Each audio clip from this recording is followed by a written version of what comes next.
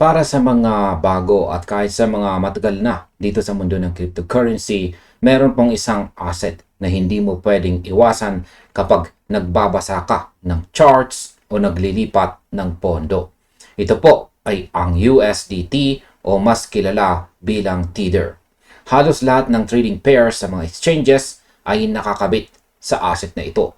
Pero ano nga ba talaga ang USDT Tether? At bakit ito naging napakahalaga sa buong crypto ecosystem?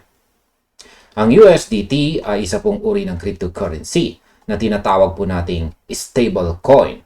Kung ang mga sikat na coins tulad po ni Bitcoin o Ethereum ay parang roller coaster sa taas at baba ng presyo araw-araw, ang USDT naman ay dinisenyo para manatiling flat o stable.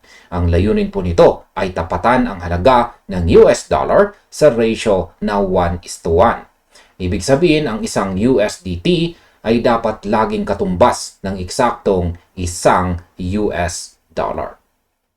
Kaya masasabi ko po dito ay ang pag-unawa sa mekanismo ng Tether ay ang pinaka-importanting unang hakbang para sa sino mang gustong mag-navigate sa Web3 at decentralized finance ng ligtas. Kaya sa video na ito, sasagutin po natin ang mga pinakamalalaking katanungan tulad ng kung sino ang mga tao sa likod nito, totoong pera ba ito, pwede ba itong ituring na magandang investment, at higit po sa lahat, maaari ba natin itong pagkatiwalaan sa pangmatagalan? At ayan, simulan po natin sa kung sino nga ba ang nasa likod ng Tether at totoo bang pera ito. Ayan. Simulan po natin sa kung sino nga ba ang utak sa likod ng dambuhalang asset na ito. Ang USDT ay inisyo po ng isang kumpanyang tinatawag na Tether Limited na pinapatakbo naman ng parehong management team na nagmamay-ari ng sikat na crypto exchange na Bitfinex. Ang kanilang liderato, kabilang ang mga kilalang executive sa tech at saka finance industry, ang siyang namamahala sa supply at pagpapanatili ng stability ng token sa iba't ibang blockchain networks tulad po ng Tron, Ethereum at saka Solana. Yan, dito naman po tayo sa sunod na katanungan. Totoong pera nga ba ang USDT na ito? Ayan, ang technical na sagot ay hindi ito legal tender na inisyu ng isang central na bangko tulad ng Federal Reserve. Gayunpaman, sa loob ng digital economy, ang USDT ay gumagana tulad ng totoong pera. Ito po ay ginagamit bilang digital dollar upang bumili ng iba pang crypto assets, magpadala ng pondo sa ibang mundo ng mabilis, at mag-imbak or magtago ng halaga nang hindi po naaapektuhan ng market volatility. Kaya ang masasabi ko po rito ay ang pagiging real money ng USDT ay nakasalalay sa malawakang pagtanggap ng community. Dahil tinatanggap ito ng milyong-milyong users at libo-libong exchanges sa buong mundo bilang katumbas ng dolyar, nagkakaroon ito ng aktual na purchasing power na kapantay po ng fiat currency. Ayan. Ngayon ay ito po ang isang pinakamalaking tanong dito. Isa nga bang magandang investment itong si USDT?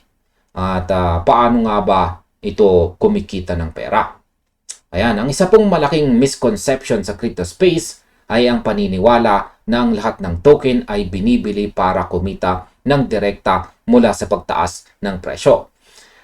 Kaya kung tinatanong mo kung ang USDT ba ay isang magandang investment, ang sagot po ay depende sa iyong layunin.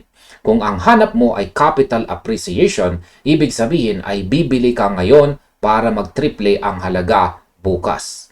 Ang USDT ay hindi po para sa iyo. Dahil nakapeg ito sa US dollar, ang halaga nito ay hindi po aakyat ng higit sa $1. Ngunit, maaari itong magbahagi ng iyong investment strategy sa ibang paraan.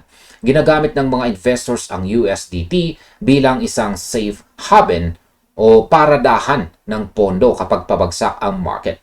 O kaya naman nilalagay ito sa mga staking at saka lending platforms sa DeFi para kumita ng yield o interest.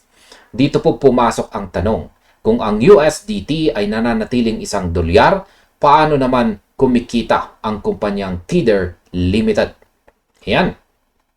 Kumikita po ang Tether sa pamamagitan ng pamamahala sa kanilang reserves. Tuwing may nagdideposito ng totoong dolyar para mag-mint ng USDT, ang perang iyon ay hindi lang nakatago sa vault. Ini-invest ito ng Tether sa mga low-risk at saka interest-bearing assets tulad po ng US Treasury bills, short-term deposits, at iba pang commercial papers. Dahil sa dambuhalang supply ng USDT na umiikot po sa market, ang interest na kinikita ng Tether mula sa mga bilyong-bilyong dolyar na reserves na ito ay nagbibigay po sa kanila ng napakalaking kita taon-taon. Ngayon ay mapagkakatiwalaan ba itong si USDT at meron bang kaakibat na panganib ito? Ang usapin ng pagtitiwala ay ang pinakakontrobersyal na bahagi sa kasaysayan ng Tether. Sa loob ng maraming taon, hinarap po ng kumpanya ang mga seryosong katanungan mula sa mga regulators at investors kung bawat USDT ba na umiikot ay tunay na may katumbas na $1 sa kanilang bangko. Ang kakulangan po sa buong transparency at formal na third-party audits noon ay nagdulot ng pagdududa sa market. Gayunpaman, sa paglipas ng panahon, regular nang naglalabas ang Tether ng kanilang attestation reports na ginagawa ng mga independent accounting firms upang patunayan na ang kanilang assets ay higit pa sa kabuuang liabilities ng inisyong USDT. Ngayon ay ano naman ang mga risk sa paggamit ng USDT? Una ay ang regulatory risk. Ang mga pamahalaan sa buong mundo ay patuloy po na naghihigpit sa mga batas patungkol sa stablecoins. Ang anumang mabigat na legal na aksyon laban sa Tether ay maaari pong makaapekto sa operasyon nito. At ang pangalawa ay ang tinatawag pong counterparty risk. Umaasa ang mga users sa pamamahala ng Tether Limited. Kung magkaroon po ng problema sa kanilang banking partners o sa pamamahala ng kanilang reserves, may risk na magkakaroon po ng deep pegging kung saan ang halaga ng USDT ay maaaring bumaba sa ilalim po ng $1. At ang pangatlo ay ang centralization. Ang Tether ay may kakayahang mag-freeze ng mga USDT addresses na nasasangkot sa mga illegal na aktibidad. Ibig sabihin, kontrolado pa rin ng isang centralized company ang asset na hawak mo. Kaya ang masasabi ko po rito ay bagamat napatunayan po ng Tether ang kanilang katatagan sa nakalipas na mga taon sa kabila ng iba't ibang market crashes, ang pag-unawa sa mga risk na ito ay mahalaga upang hindi po maiwang walang proteksyon ang iyong kapital. Ngayon, may kinabukasan ba itong si USDT Tether? Pagdating po sa kinabukasan ng USDT Tether, malinaw ng stablecoins ay mananatiling permanenteng bahagi ng global financial system. Habang patuloy po na lumalago ang institutional adoption sa crypto at dumarami ang mga transactions sa cross-border payments, ang pangangailangan para sa isang mabilis, mura at stable na digital dollar ay patuloy po natataas. Kasalukuyang hinaharap po ng Tether ang kompetisyon mula sa iba pang mga regulated stablecoins tulad po ng USDC.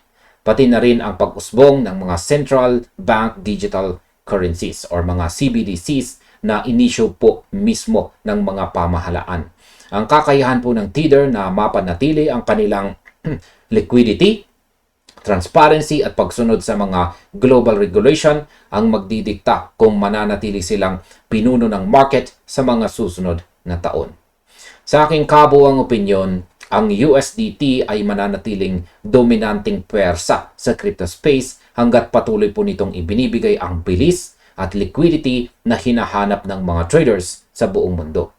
Kaya siguraduhin palaging balansehin ang paggamit ng iba't ibang uri ng assets at gumawa ng sariling research bago magtago ng malalaking pondo sa anumang digital currency.